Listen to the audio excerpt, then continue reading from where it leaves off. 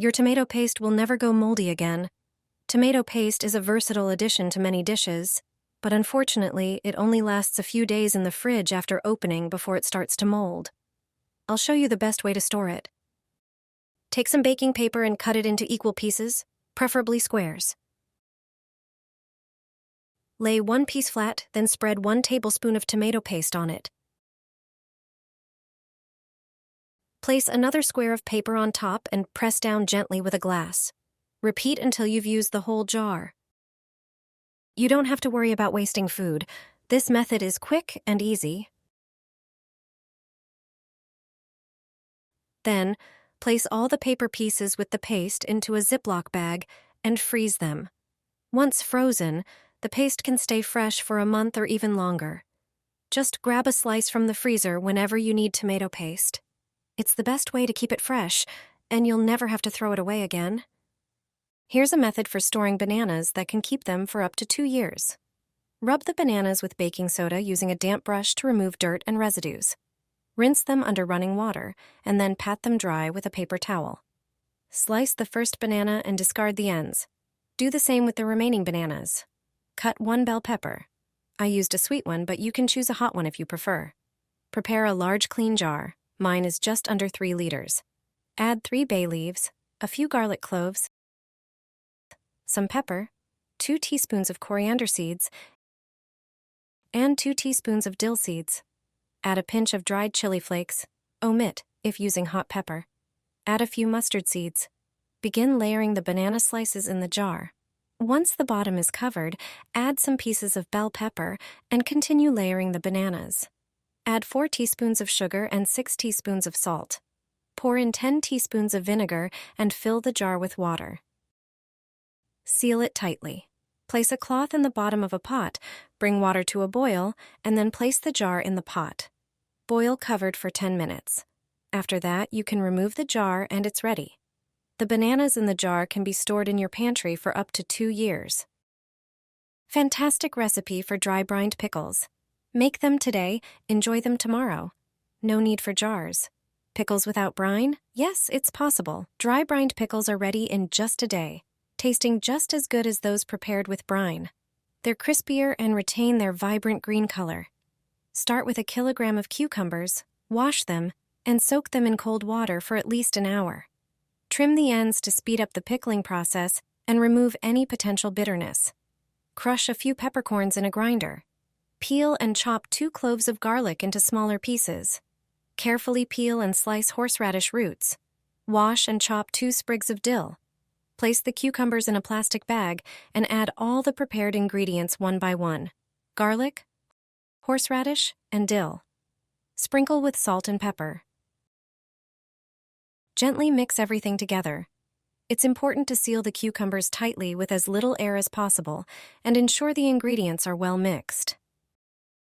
Place the prepared cucumbers in the fridge. After 24 hours, you can enjoy the delicious flavor of these lightly salted pickles. They're delicious and require minimal effort. Delicious cherry pickled tomatoes. Be sure to try this super simple recipe. Cherry tomatoes will perform best, although other varieties can also be used.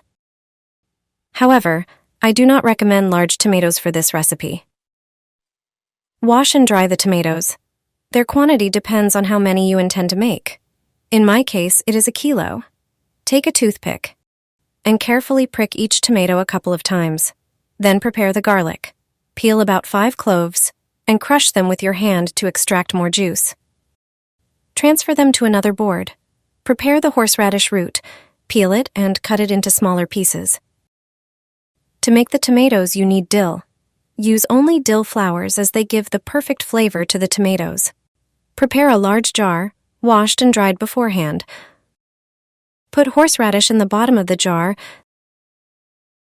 then garlic and some of the dill. Then put the tomatoes in the jar, arranging them in layers, alternating with the dill. Once you've filled the entire jar, it's time to prepare the marinade. Use 1 tablespoon of salt per liter of water. Pour the salt into a jug, then pour in 1 liter of water. Preferably, it should be sparkling water. Stir it properly so that the salt dissolves. Pour the resulting marinade over the tomatoes in the jar.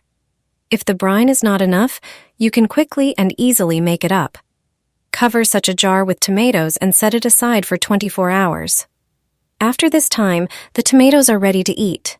They will work perfectly as a snack for many dishes. Their taste is distinctive, but very tasty. The preparation takes a very short time. Put the cocktail glass on the tomato slices.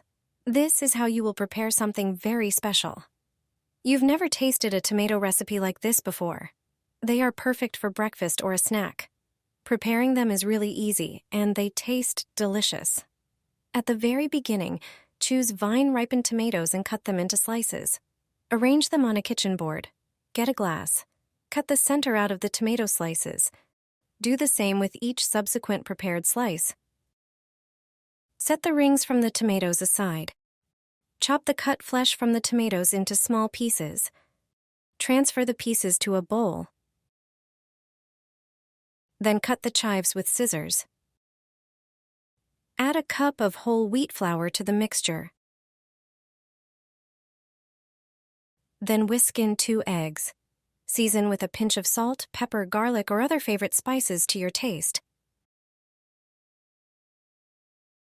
Mix everything thoroughly. Heat a frying pan over medium heat and add some olive oil. Arrange the rings of tomatoes on the pan. Fill them with the prepared mixture. About 1 tablespoon of the chopped tomato mixture is enough for each disc. Cover the pan with a lid and fry for a few minutes over a fairly low heat.